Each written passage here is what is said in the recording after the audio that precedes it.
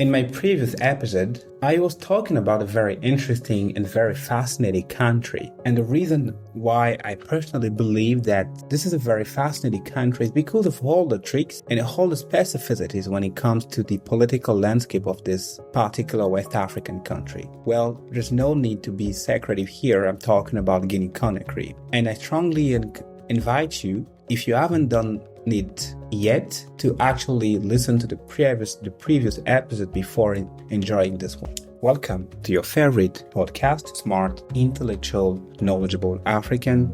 I'm Philip S.I.K.A.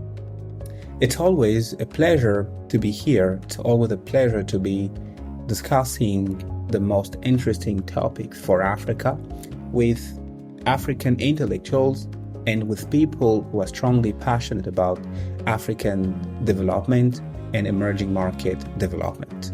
Well, if you're not yet a part of our community, it's easy. All you have to do is to click on the subscribe button, activate the ring bell so that you don't miss out on any of these very interesting podcasts.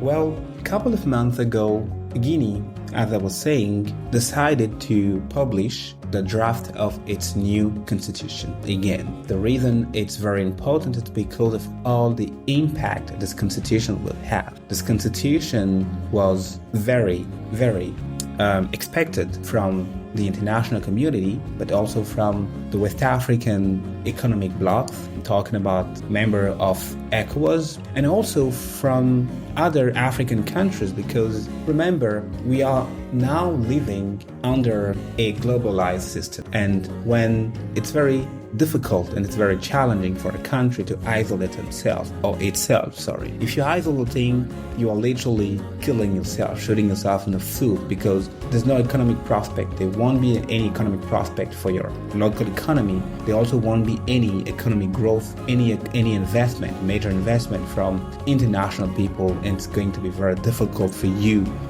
to even cater for the most basic needs of people. So being a part of a global system has its benefit, also its inconvenient. One of the inconvenients is that it's very difficult for you to isolate. It's very difficult for you to be a rebel. It's very difficult for you to be a revolutionary, because while being a revolutionary, it's very difficult for your friends and the people dealing with you to know exactly where you're going. So for Guinea Conakry, this constitution is very important because the whole world was waiting. The whole world wanted to have some guarantee. The whole world was expecting the country to actually offer something material, something, tangible, something concrete, to offer a plan, to say, well, this is the country we are running, this is where we are going, this is what we want to achieve. And this draft of the new constitution is very important. And some of the key takeaway that I want you to keep in mind some of the key takeaway I want you to keep in mind are actually the fact that, this draft, and it's a draft again, which means that it's not the final form, but it's a draft. And that means, the key takeaway I'm about to discuss may actually evolve or may literally change, So no fuss, and let's get to it.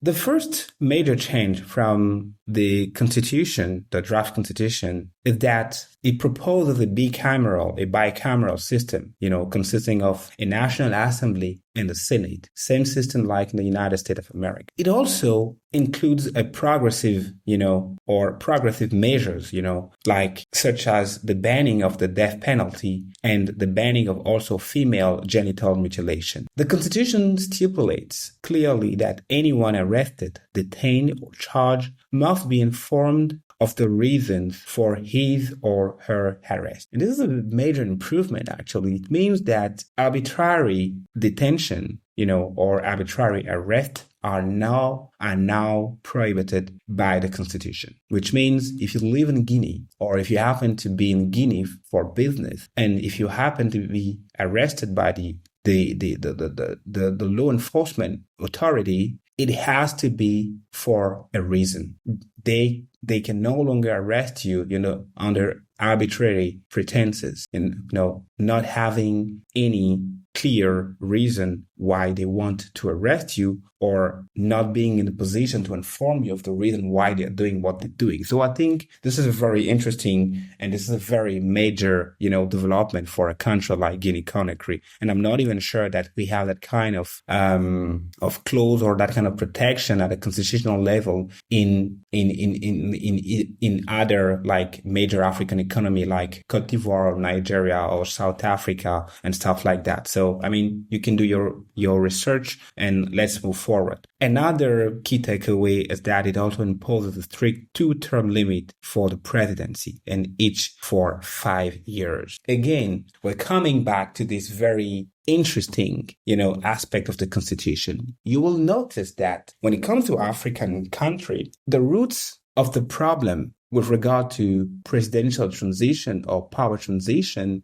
is actually the term limitation. The president in power, when they reach the maximum term as per the constitution, are no longer happy to leave. But I do not understand why, when given the possibility to amend or to change the constitution, they do not actually put unlimited terms. They go again for the same 2-term limit for the presidency, each for 5 years. And this raises a lot of questions, in my opinion. I mean, why are you doing the same situation? Why are you replicating the same situation that actually led to you amending or modifying the constitution? Because the reason why they changed the constitution is not because they're not happy with a clause, like for instance, saying that, you should no longer arrest citizens in the country without a reason. The reasons they modifying the constitution in many African countries is never because they want to improve the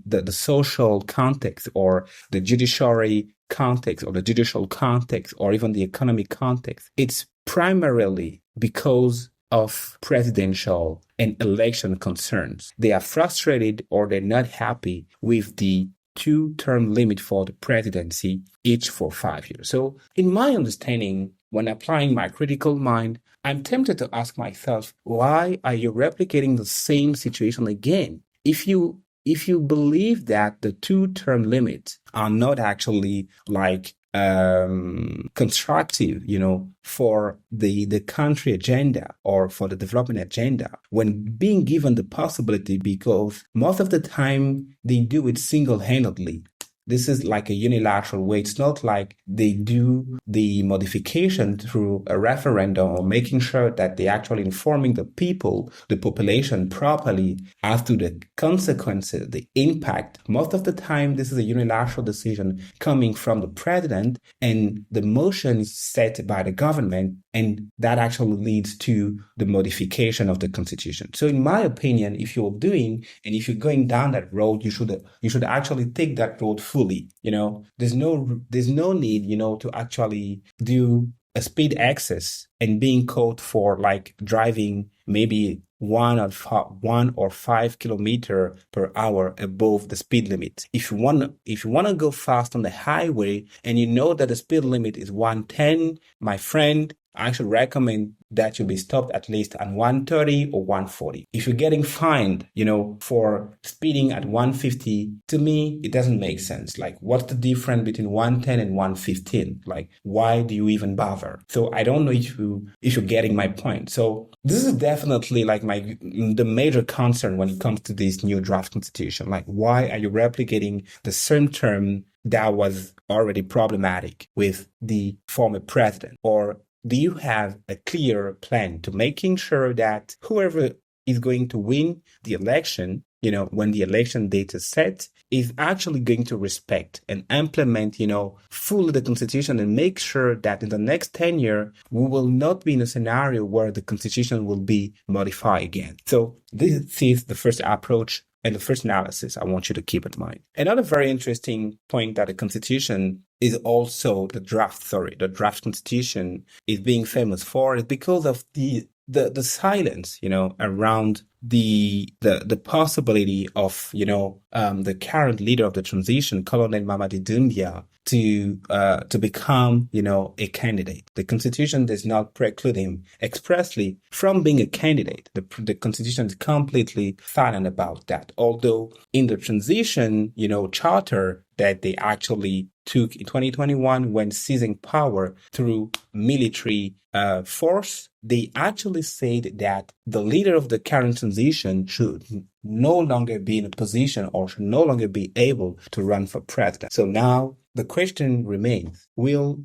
Colonel Mamadi Doumbouya become a candidate when the election date is set? There's a big question mark. And should he decide to do so, is he doing so because he has constitutional right to do so? Or is he doing so because there's nothing in the constitution precluding him from doing so? And the distinction is very important. Again, if you are willing to put your country onto the roadmap of democracy. Another major key takeaway to also keep in mind when it comes to the draft constitution, it's actually the blank check that it gives to any member participating in military coup or in coup d'etat. The constitution literally gives amnesty.